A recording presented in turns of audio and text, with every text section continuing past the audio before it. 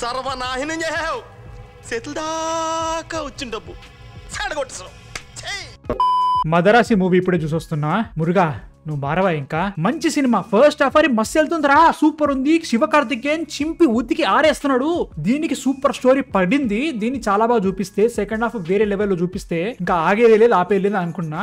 అమ్మ బాబోయ్, second half లో ఎన్నెన్ని దారుణాలు చేయాలో అన్నన్ని దారుణాలు చేస్తాడు. సినిమాలో సెకండ్ హాఫ్ మొత్తం యాక్షన్ పెట్టుకున్నా నడిచిపోయేది. అనవసరంగా జరుగుతాయి సీన్లు, అనవసరంగా జరిగిన పక్కన పెట్టు. 2 hours 48 minutes movie. Second half లో 30 minutes కట్ చేయి. నీట్ గా కట్ చేసుకుంటే ఇంకా సినిమా చాలా చాలా బాగుండేది.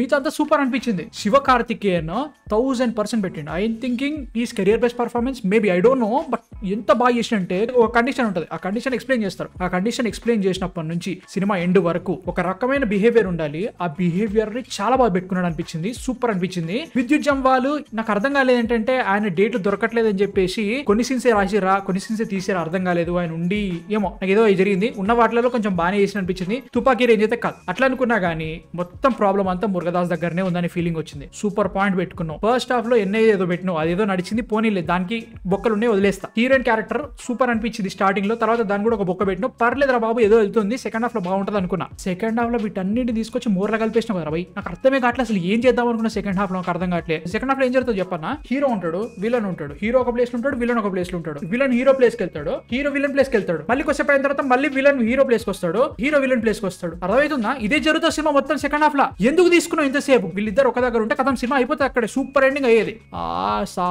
సాగదీసి సాగొట్టిండ్రు రాబోయ్. నిజంగా నాకు పిచ్చి లేచిపోయింది. నాకు శివకార్తికేయన్ బ్లడ్ పెట్టి చేస్తున్నాడు. క్యారెక్టర్ గానీ ఆ పర్ఫార్మెన్స్ కానీ చాలా బాగుంటుంది. అనవసరమైన కథలన్నీ పడుతున్నావు. యాక్షన్ సీక్వెన్సెస్ ఆర్ ఫెంటాస్టిక్, మస్త్ అనిపించినాయి. కొంచెం స్టైలిష్ వెళ్ళిపోయారు విద్యుత్ జంవాల్ తోటి. ఏదో చేద్దాం అనుకున్నారు, అది బాగుందంటే మాత్రం పర్లేదు అనే ఫీలింగ్ వచ్చింది. బట్ మిగతా అన్ని చాలా బాగుంది. సినిమాలో ఇంకో సెకండ్ బొక్క ఏంటో తెలుసా? NIAని చూపించిన విధానం.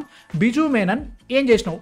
ఏం సినిమా మొత్తంలో నువ్వు ఏం చేసినావు చెప్పు, నాకు అర్థం కావట్లేదు. What is the use of Biju Menon గారిని తీసుకోవడానికి కారణం ఏంటి అర్థం కాలేదు. అండ్ రుక్మిణి వసంత్ గారికి ఒక సూపర్ సీన్ ఉంటుంది ఫస్ట్ హాఫ్ లో. వీళ్ళ లవ్ స్టోరీలో కొన్ని సీన్స్ పడ్డాయి. అరే ఎందుకురా అనిపించినప్పుడల్లా ఈ సీన్స్ వచ్చేసి కాపాడి సినిమాని. అరే ఒక సీన్ ఉంటుంది, ఎర్త్క్వేక్ సీన్ ఒకటి వస్తుంది. శివకార్తికేయన్ అక్కడ ఒక పర్ఫార్మెన్స్ ఇస్తాడు, యాక మామూలు లేదు, మస్తు పడ్డాయి అట్లాంటి సీన్స్. వీటన్నిటిని తీసుకొచ్చి సెకండ్ హాఫ్ లో మూరల కలుపు. ఇదే పని నీకు, ఇదే పని. నేను లెక్చర్లు ఇస్తా, హిందీలో సినిమాలు తీస్తా, నేను చెప్పినట్టు చేస్తలేరు, వాళ్ళు రావట్లేదు లేట్, ఇట్లాంటి కథలు అయితే మంచిగా వస్తాయి మనకి. ఇదేందో లైక్ మంచి పాయింట్, మంచిగా తీసుకున్నావు. ఫస్ట్ హాఫ్ చూసి హే తుపాకీ రేంజ్ బ్రిలియన్స్ కనబడేది మురుగదాస్ దగ్గర నుంచి అనుకున్నా. ఆ బ్రిలియంట్ మురుగదాస్ సెకండ్ హాఫ్ లో ఏడికి పోయిండు నాకు అర్థం కావట్లే. మస్త్ అనిపిస్తుంది. యాక్షన్ సీక్వెన్సెస్ సెకండ్ హాఫ్ లో పేలుతున్నాయి. నా దగ్గర ఎనర్జీ లేదు, నిద్ర వస్తుంది నాకు నిజంగా. అట్లా అయిపోయింది సిచ్యువేషన్. ఎందుకు ఇదంతా ఏం చేస్తున్నా నాకు అర్థం కావట్లేదు అన్నట్టు. ఏమో భయ్య, నాకైతే మాత్రం మంచిగా అనిపించింది. శివకార్తికేయన్ 100% ఇస్తున్నాడు. మొత్తం బొక్క అంతా మురుగదాస్ దగ్గరనే ఉంది. అనిరుద్ధ్ అయితే మాత్రం అసలు అనిరుద్ధే ఈ సినిమాకి చేయడానికి కారణం ఏంటి నాకు అర్థం కాలేదు. అనిరుద్ధ్ అయితే మాత్రం ఆయన రేంజ్ మ్యూజిక్ ఇవ్వలేదు. బట్ స్టిల్ ఈ సినిమాకి ఆ రేంజ్ మ్యూజిక్ అవసరం అంటే లేదు, సటిల్ ఇవ్వచ్చు. అట్లని చెప్పినా కానీ అనిరుద్ధ్ ఒక మార్క్ ఉంటుంది, ఆ మార్క్ అయితే కనవాలి దీంట్లో. ప్రొడక్షన్ వాల్యూస్ చాలా బాగున్నాయి, చాలా డబ్బులు పెట్టినా తెలుస్తున్నాయి, మస్త్ అనిపించింది. సినిమాటోగ్రఫీ అండ్ స్టన్స్ సూపర్ అనిపించినాయి. అక్కడ వరకు సినిమా మంచి అనిపించింది. రైటింగ్ దగ్గర దెబ్బేసాడు మురుగుడు, ఏం చేయలేం. నాకైతే మాత్రం ఏం చేయలేం అయ్యా, కష్టం. మస్త్ అనిపించింది సినిమా నాకు స్టార్టింగ్ లో. తర్వాత ఆగం పట్టించేసిండు.